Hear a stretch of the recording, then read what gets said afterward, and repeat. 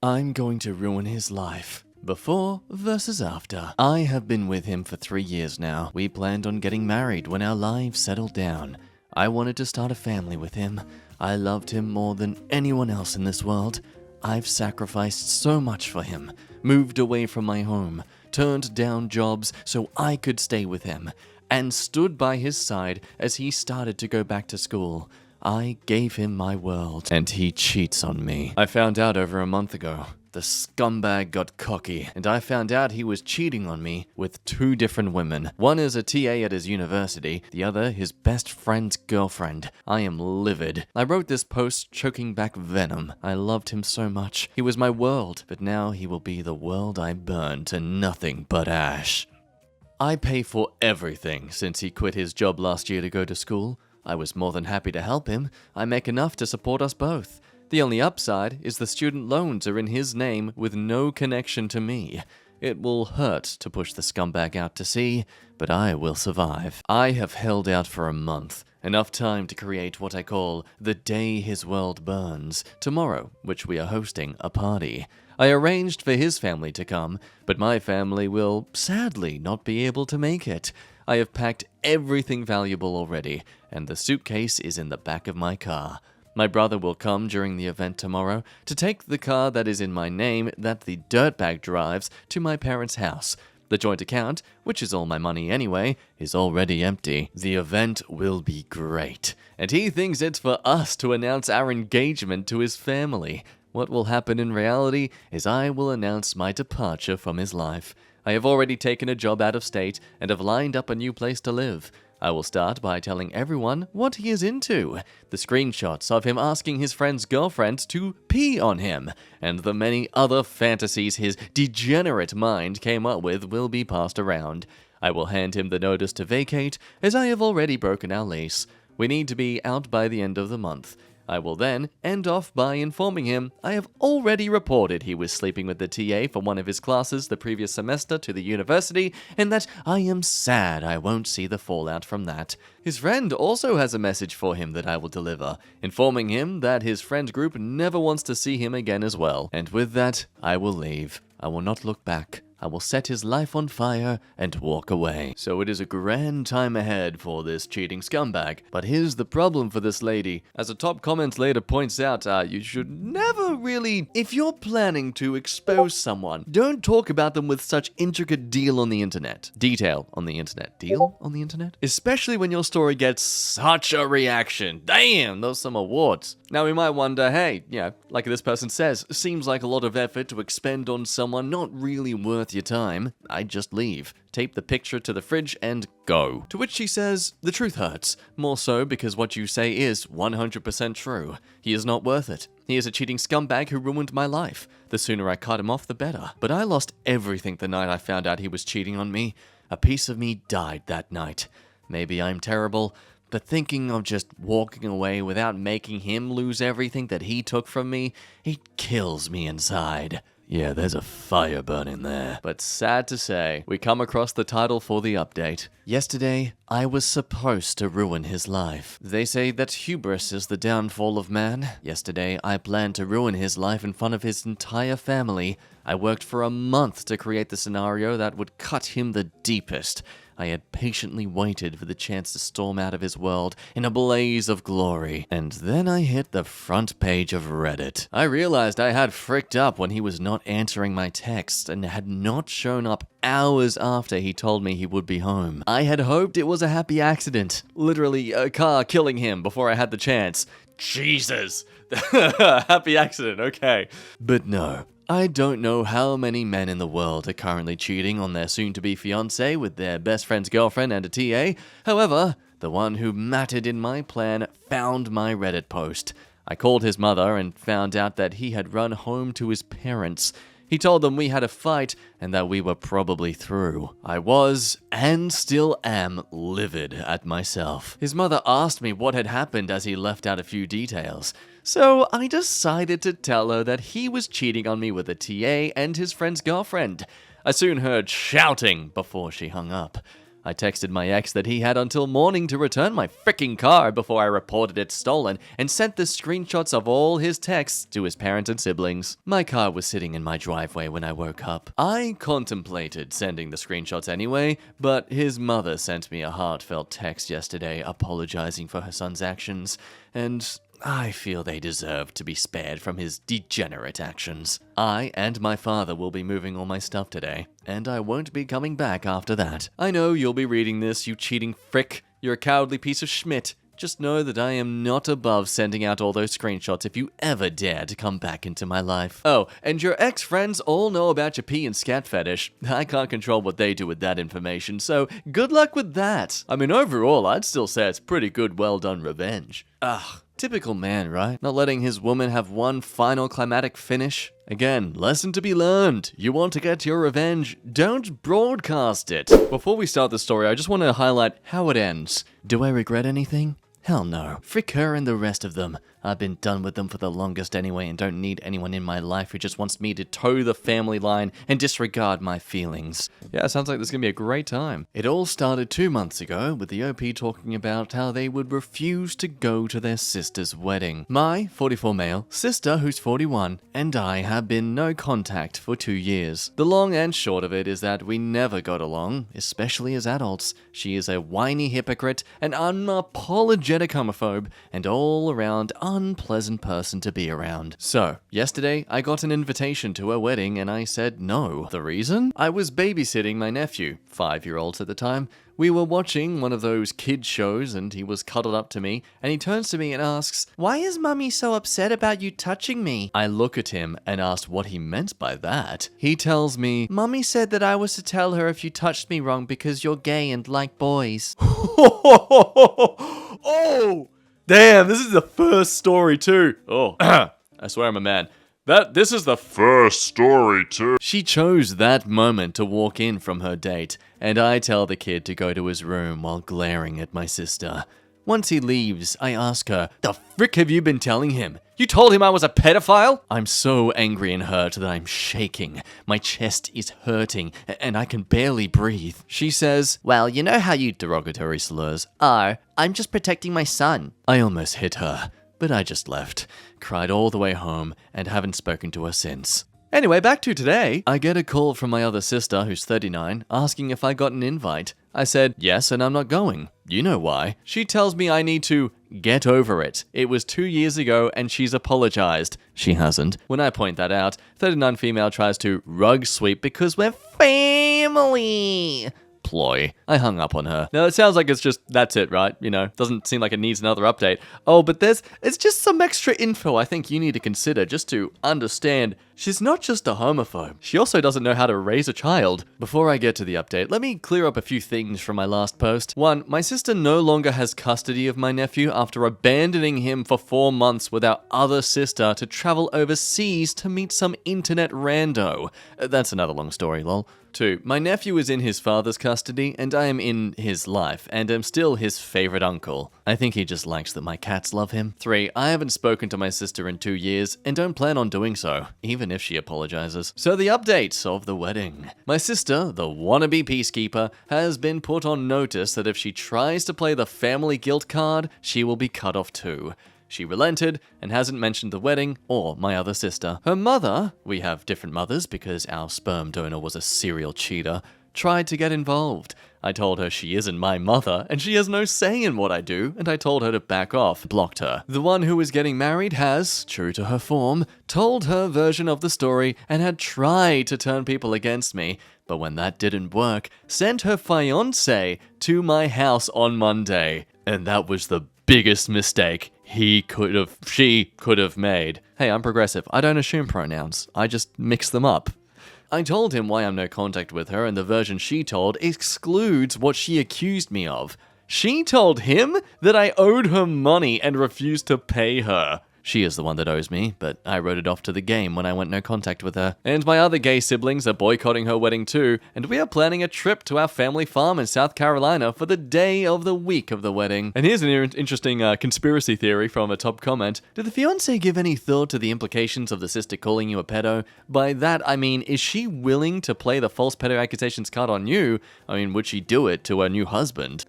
And I mean, look, probably not, because, I mean, if she's getting married to him, she's pretty certain he's not gay, so she's not going to be derogatory to him. But look, if she's willing to try to turn the tails around to make her come across as a saint all the time, I would not doubt the moment things fall apart for that marriage, and they will, that she's going to accuse him of everything she can to get away scot-free. So after all that, we come to 2 days ago where, the sister's fallen flat on her booty, because the wedding has been cancelled. This is a long one, so strap in. After I told my sister's now ex-fiancé the truth about why I wasn't going to attend the wedding, he went back to my sister and told her what I told him. Of course, she told him I was lying, blah blah blah. He then called me and told me what she said. I told him I had a plan. So, me being the petty bitch I am, I told him to meet me at a local restaurant and bring her with him.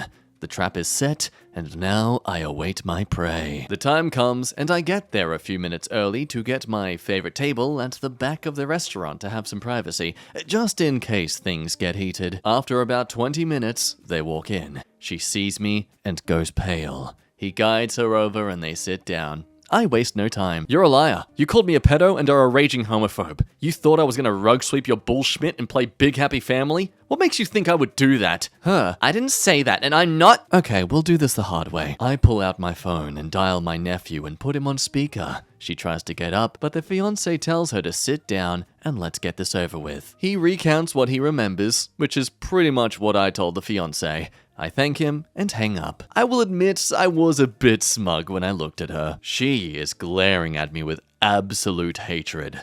If looks could kill, I would have been ashes in my chair. She turns to her fiancé, and he tells her in the coldest voice I've ever heard on a man. You lied to me. The wedding is off. Give me my ring back, now. She sputters some excuse, and he cuts her off. You are exactly what he said you were. My sister is gay, and I will not let you treat her like that. She's less than. Give me my ring and leave. I have things to discuss with your brother. Yo! She causes a scene and tries to throw silverware at me, calling me all sorts of F-word and other gay slurs. She throws the ring at him and stomps out before the staff can call the police. Me and the ex-fiancé have a couple of drinks and leave soon after. We exchange numbers and promise to keep in touch. He turned out to be heaps cool, and we became instant friends. And that ends that, right? Of course it doesn't! A week later, I get a text from my brother that she is spreading the rumor that the wedding is off because— wait for it! I seduced her fiancé, and we are a couple now! What the frick? So I take her off my blocked list on the Book of Faces and find the post and comment what really happened. The whole story. Her friends read her the riot act of her delusional lies, and the post disappeared right before she blocked me. My family is, of course, taking sides, and most of them are telling me I was wrong because I should have just sucked it up and fell in line, etc. My other gay sibs are completely on my side, and I have gone no contact with most of my family, which was a long time coming anyway. Do I regret anything? Hell no. Frick her and the rest of them. I've been done with them for the longest anyway, and don't need anyone in my life who just wants me to toe the family line and disregard my feelings. If you made it this far, thanks for reading, and thanks for all the love and support on my previous posts. These are by far my favorite updates, where there's actually a resolution. Gotta love how just typical though it was of her to accuse him of being seduced, like... It goes to show that we were right then to possibly theorize that she'd try and label him a pedo as well, just because she wasn't getting her way. On the topic of this mum's hypocrisy though, what I don't get is, abandoning her son is okay, but homophobia is not? I guess people have lines drawn on what kind of schmitty behavior they'll ignore. Maybe fiancé thought she lost custody due to past issues that she had since remedied about herself. Addiction, mental health issues, etc. I bet she just told a sob story about the boy's father having an entire team of evil lawyers. Oh hey, did my mum have more kids after she stopped showing up to see me? I was in my 20s when I reconnected with my bio-mum side of the family on Facebook and found out that they all had bought her story of my father's team of high-priced lawyers. Nope. She just quit showing up to visitation, which is all she got in their custody arrangement between the abuse and neglect, and also not showing up to court dates. OP and my mother's family are boat steadiers. They don't want people to tell the truth out loud because it's harder to ignore it that way. And okay, this Lily Luck's here story is actually pretty interesting to dive into more. It was really cathartic. Young Lily Luck myself struggled a lot with feeling unwanted by both her and her family. She showed up hours late to visitation, and my dad reiterated for the 1000th time that she needed to be on time. We were leaving for a family vacation afterwards. She created a dramatic screaming scene and demanded he apologize to her, and then she just never came back. I was 11, didn't hear from her until I was 18 when she sent me an email that she had always the freaking address for, inviting herself to my graduation. I told her we could meet and try to reconnect another time in private, but that my graduation was for me and my dad and stepmom, the parents that raised me. Never heard from her again. Found out after a lot of questions on Facebook from various people that the story was my father's team of high-priced lawyers, her actual words, kept us from her and that we had been brainwashed to hate her. I didn't hate her. I wanted my mum for so long. So I made a big post on Facebook describing the abuse that led to the supervised visitation and the years of maybe she will and maybe she won't actually show up until she finally stopped showing up at all. And how I never in my life wanted to hear another freaking accusation against my father, who did an amazing job trying to be a single dad to 2 young kids who didn't understand why their mum didn't want them. That I had seen the court records online and she was full of schmidt to the brim, and anyone who didn't believe it could look it up for themselves. No one ever messaged me about her ever again. So I guess it worked. Let's move on to another story though, this one being about someone getting fired over false accusations of sexual assault. Overall, revealing that he was the victim of some sort of weird Ocean's 11 hiring schmidt fiasco. Yeah, that explains it perfectly. I held a management position at a company. I asked a non-management employee of the opposite sex to step into another room to discuss her performance away from other employees. She was going through a divorce and had made a few mistakes, and while I didn't want to embarrass her, I did want to make sure the mistakes were addressed. She acknowledged it and thanked me. An hour later, I was escorted from my office by security and was informed by my boss that a sexual harassment complaint had been made and proper protocol was to suspend me. I asked what it was and was told, "We need to investigate. I can't disclose that." He assured me that it shouldn't take long and if I wasn't guilty of anything, I'd be paid for the time out. I again asked what the accusation was, and was told that as there was an ongoing investigation, I was not permitted to know, but if they had questions, I would be contacted. I wasn't happy, but knowing that I didn't do anything wrong, I left the building. Later that night, I received a notification on my phone that my email password was incorrect. After 2 days, I called my boss asking for an update and was told he was not available, but I would hear something soon. I began calling daily and received the same response. Finally, I received a letter in the mail informing me that I was terminated for exposing myself and requesting sexual favors from an employee. The employee listed was the young lady I had pulled into the side room. I immediately called up my boss and was told, "He is unavailable," and said to say the matter is closed. But fret not all is lost for this man, because they have a guy on the inside. It's the IT guy. Yeah, he has an IT person that he's friends with. My buddy, the IT guy, messaged me on Facebook asking what happened as he'd been told to deactivate my accounts. When I told him the whole story, he replied, "Wait, you took her into the X room? Dude, there's a security camera in there. We keep Y in there so we always have the camera on." Sure enough, he pulls the footage and there I am, holding a pile of papers, pointing to them, and keeping my pants on the whole time. Yeah, I think it's very important that be clarified there. I left a message for my boss that the alleged incident occurred in a room with surveillance and that I would be contacting an attorney and subpoenaing the video record. Subpoenaing, right? I received a call back 15 minutes later, asking me to please participate in a phone conference with him and HR. Oh, he's suddenly super available now, isn't he? The conference went as expected. They didn't realize it had occurred in a room with surveillance. They have a zero-tolerance policy that they have to enforce. You can't be too careful in this day and age. They regret that this didn't come to light sooner. Right, so an fellow employee has made a false accusation that's caused another one to be fired and terminated. Makes sense that, such a serious thing to do on another employee, they should be fired as a result themselves, right? No, they've already replaced me, and as it wouldn't be fair to terminate my replacement as she's done nothing wrong, they don't have a job to offer me back. However, as a gesture of goodwill, they're going to pay me through my suspension, change my file so it reads that I voluntarily resigned, and provide me a good reference. I replied that wasn't acceptable. They made a false accusation against me, withheld vital information that I could have easily refuted, refused to take my calls, and completely failed in their own investigation by not checking video footage that would have immediately exonerated me. They asked what I thought would be fair. I told them they could immediately terminate the employee who made the accusation and either give me my job back or pay me out 1 year's salary in addition to what was offered. My boss said that he could not discuss another employee with me and that neither of those options are feasible. The only options I have are what he already offered. I replied that the options I gave are the only way I'm not going to sue the company along with the employee. My boss replied that I signed an agreement when I was first hired, saying I would take all disputes through arbitration and that I waived my right to sue the company. Here's the thing though, I do not remember signing the agreement, and I have not seen it. But it apparently says that I will take all disputes to arbitration, I will bear the costs of arbitration, and that I will accept the decision in arbitration.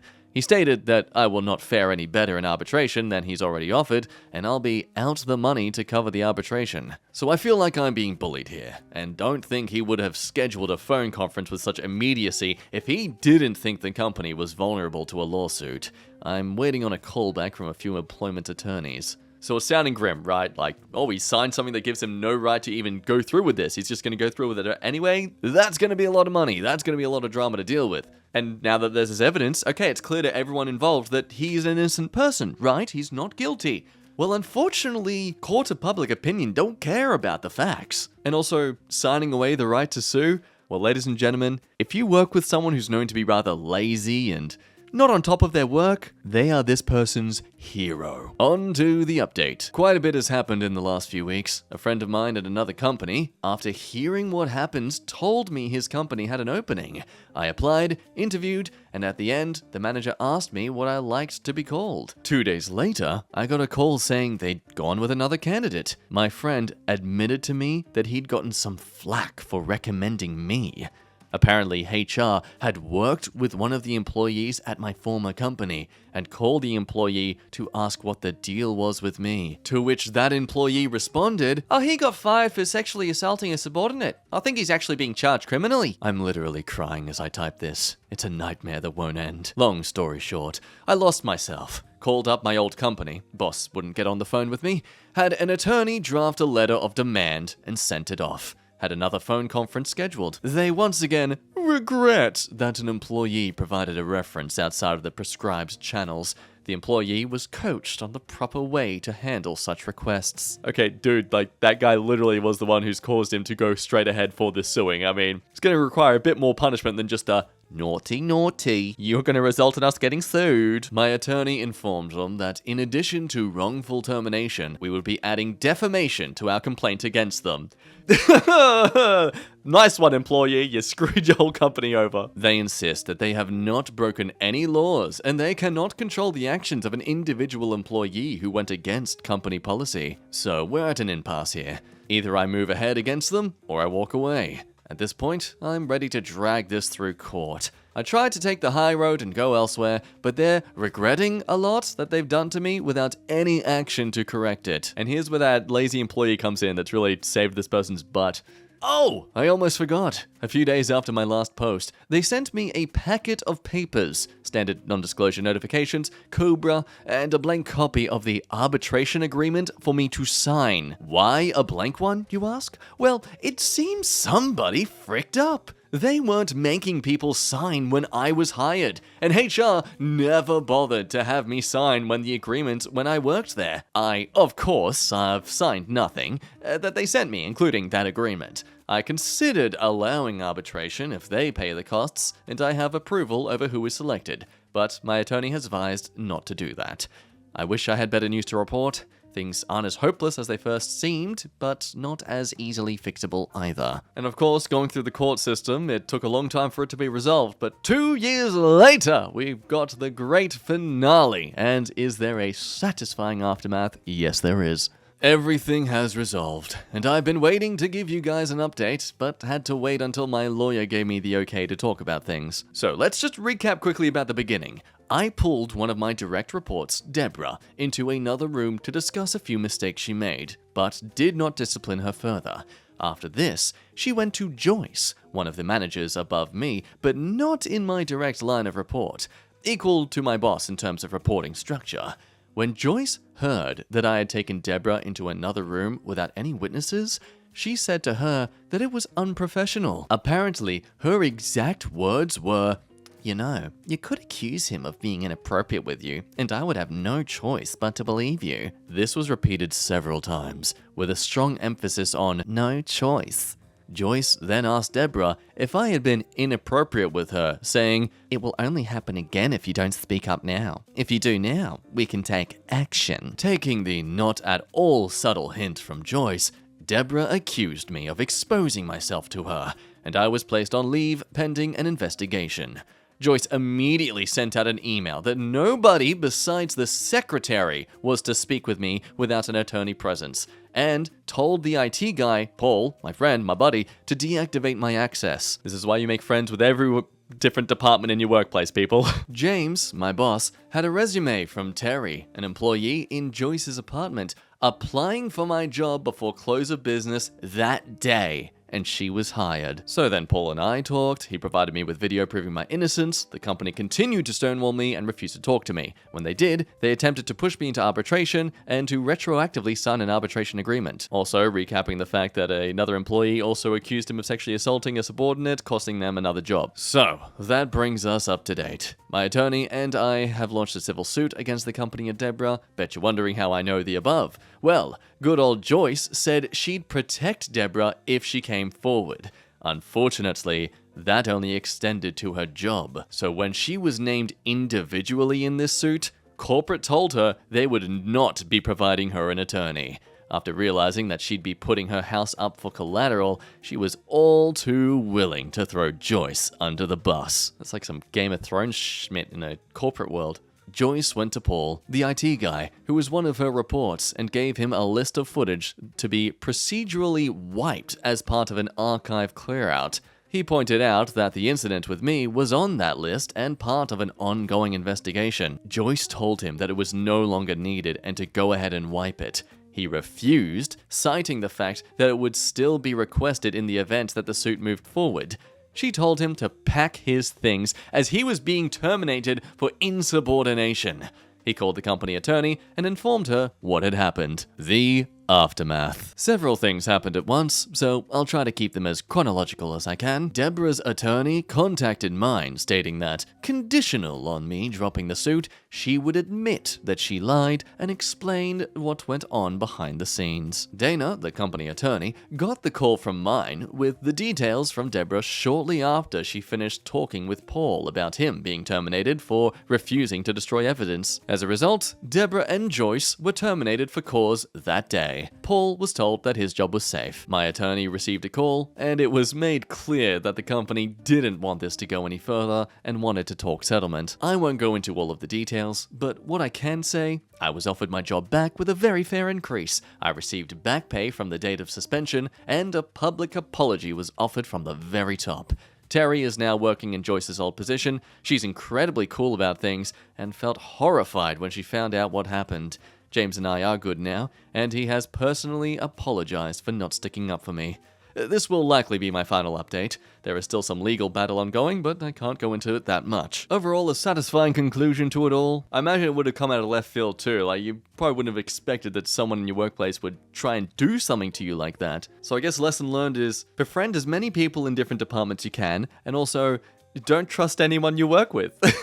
Some comments here do make the good point that, yeah, look, after all this, would you really trust wanting to be comfortable working there still? But the OP does mention apparently that they do plan to find another job in the next couple of months anyway. Which you can argue, well then what was the point of it all? But, I mean, considering it was spreading beyond this workplace, these accusations of him and the fallout of it all, it makes sense that he'd come back screaming. But yeah, I think it really goes to show that if your management or anyone above you is really pedantic about the way things are meant to go and meant to be run, it's so that they don't fall into drama like this. There's a reason we have to fill out forms for things, people. And I think my heart does sort of go out for Deborah here as well. I mean, she was kind of manipulated and pushed into making this sort of drama in the first place. Or maybe she's just equally the problem here because she thought it would work for her somehow. Like, what was she going to benefit from this exactly? I don't know. The mind games in her head must be convoluted. Anyway, that might be the end of today's video. Thank you, of course, for watching as always. A lot of fun stories to read to you. That's all for now. I'm going to have a shower because I feel dirty. You be good, drink some water, and I'll see you. I pulled a cable, everything been bumpy. See you next time.